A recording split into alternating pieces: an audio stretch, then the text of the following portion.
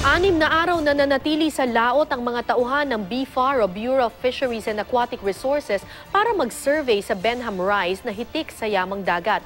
Malaya pa rin nakakapangisda ang ilan sa lugar dahil wala pang konkretong hakbang para maprotektahan ang naturang teritoryo. May exclusive report si Marisol Abduraman.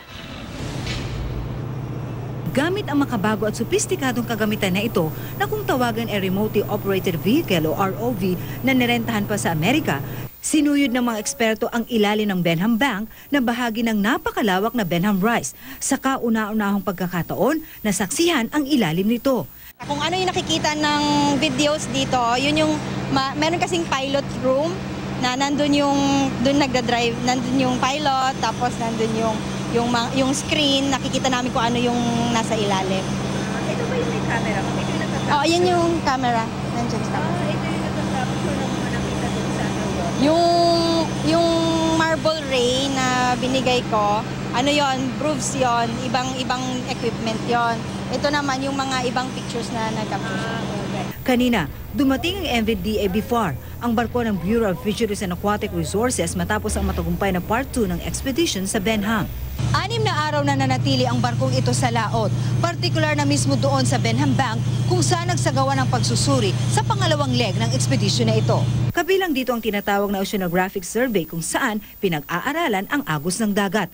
Distribution ng properties ng tubig doon sa eastern side ng Luzon. So, ang linaw-linaw talaga ng tubig sa Pacific side.